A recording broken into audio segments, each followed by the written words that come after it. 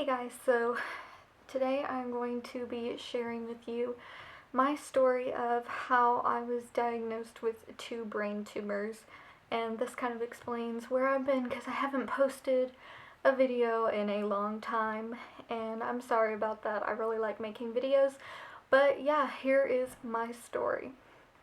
So it all started to begin about 2 years ago in my senior year of high school. Like at the end of the year, I slowly started getting sick where my heart would race, I'd be short of breath, um, I'd have dizziness, nausea, and then a little time after that, I started getting night blindness in one of my eyes, which was really weird for me, and it kind of freaked me out for a while.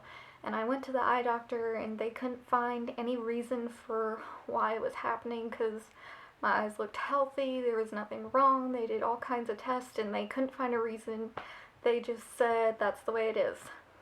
So I've been living with vision changes that were kind of scary to me, and then as time went on, I started having more vision problems where my vision would bounce around, things would start to spin and stuff, and it was just really weird and unexplainable.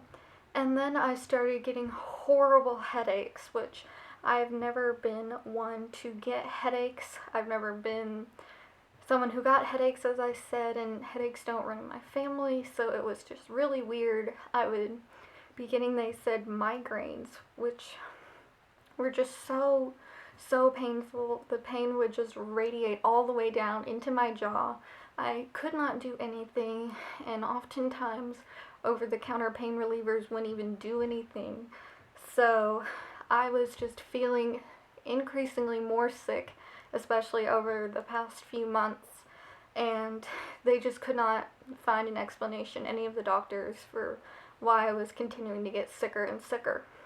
So finally, my eye doctor told me to go to a neurologist and get an MRI of my brain to make sure that the nerves in the eye area were intact and okay, and there was nothing scary, as she said, to blame for my vision changes. And I went to the neurologist, and she's like, I'll order this MRI for you, but I don't think they're going to find anything to explain why you're so sick.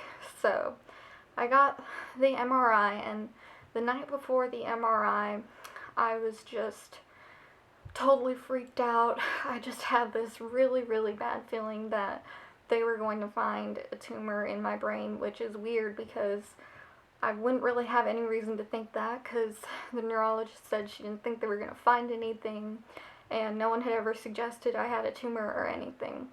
So I don't have a reason to think that other than that's just what I felt. And I had a lot of anxiety over that, but I got over that, and I got my MRI, and I was really relieved because I was like, oh great, now it's done. Hopefully they won't find anything. I kept trying to convince myself it's ridiculous. You don't have brain tumors. And I'll get to that later, but I had the MRI on a Friday afternoon, and they called me then Monday morning when I was at the orthodontist and told me that I had a 3mm tumor on my pituitary gland, and I should see an endocrinologist to see if it's affecting my hormone levels or anything, but she said it wasn't cancer and it's nothing to worry about. But for some reason, I just still had this really bad feeling. And I had horrible communication with the nurse and doctor. And anyways, a couple days later, they told me I had another brain tumor that she hadn't mentioned to me, and it was 6mm on my pineal gland.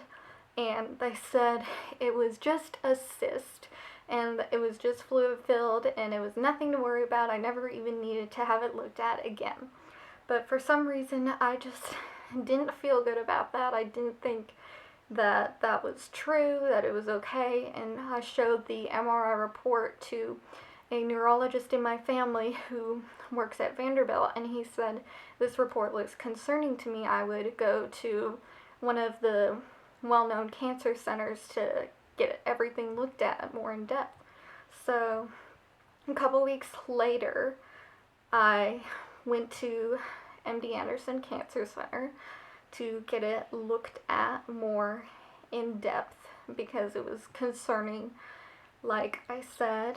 And we met with the neurosurgeon right away, and he said, we'll get a new MRI up close of the pituitary and the pineal gland, and we'll see if the tumor is really there, because he didn't even think necessarily there was a pituitary tumor there because the first MRI I had was so blurry. So I got a new MRI, and I totally had a panic attack after I had it. I was so freaked out. I was like, oh my gosh, they're gonna find something, it's gonna be bad. Well, I didn't really know how bad it would be, but I just knew they were gonna find something. I knew I had a tumor there. I just felt it.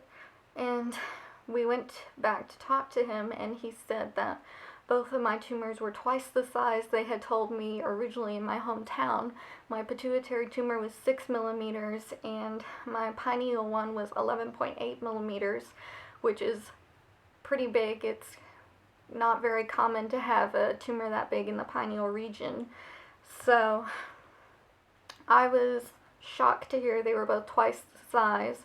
And he said that the pineal cyst was not just a cyst, that there was solid also in the tumor. It's partly fluid-filled, partly solid. So he said there was a 5% chance that the pineal one was cancerous, but the pituitary tumor was 100% benign, he said, but it is still causing most, if not all, of my symptoms because it affects my body's ability to produce hormones. Like, a lot of my hormones were low, like glucose, and I have hypothyroidism. And he also said that it's a prolactinoma, which means it produces too much prolactin, which I found was the most common type of pituitary tumor. But yeah, I'm looking at treatment for that. I don't know what I'm going to choose. Medication and surgery are the two best ones for that. And the surgery is not anywhere near as bad as the pineal tumor surgery, because they can go through your nose, and they don't even have to cut your head and do a craniotomy if it's less than 10 millimeters, which mine is right now. So that's good. But obviously I'm still scared about having brain surgery. But yeah. And then the pineal one, which is what I'm most scared about, he was like, there's over a dozen different types of tumors that can arise in the pineal region. Some of them are aggressive cancer, some of them are benign. So we don't know what it is. I'm going to get another MRI in June to see how the tumor is behaving and changing over time, because that would be another clue. And spinal taps are also another big clue to eliminating different types of tumors that it could be. So I'm looking at doing that, and that tumor is concerning because it is one of the most difficult brain surgeries you can have because it's so deep in the brain. So it's very, very risky surgery. It's like a last resort. Depending on the type of tumor it is, I could get chemo or radiation or surgery, of course, or they could choose to just watch it. He said I'd need to be monitored for life because even if it's not cancer now, it could turn into cancer. So there's that. And then obviously if it grows at all, I'm going to need some kind of treatment, whether it's benign or cancerous. So that's scary, but I'm finding strength from my faith, the strong relationship I have with my mom. She's very supportive, and I've been shocked at the support I've gotten from friends and acquaintances and people I hadn't even spoken to in years. I posted on my Facebook about my diagnosis, and I got so much support. I just wanted to cry, and people sent me such nice, sweet messages that I'm inspiring and that I've helped them in some way by sharing my story. And I hope I help whoever is watching this in some way by sharing my story, whether you're going through the same thing or just to let you know that you should trust your gut and take care of your health and just appreciate every single day, every good day. Appreciate how beautiful it is outside, all the things you have in your life. I'm so grateful for my hair because I know I could lose it, and my life and my perspective on things has just changed so much in the past few weeks, and I'm so grateful for it in some ways because my life is so much richer and so much better now because I know how much I have to be grateful for right now in this day, because I have my hair. I'm not getting a craniotomy today. They haven't told me that I have cancer yet. I mean, there's just so much to be grateful for, and I hope that you guys know that, and I just want to let you all know to be kind to one another, because you never know what someone else is going through. And really, just trust your gut, trust your instincts. If something is going wrong with your body, follow up with it. Get help from a doctor so that you don't end up with, I don't know, just you could end up dead if you don't take care of yourself and trust your instincts.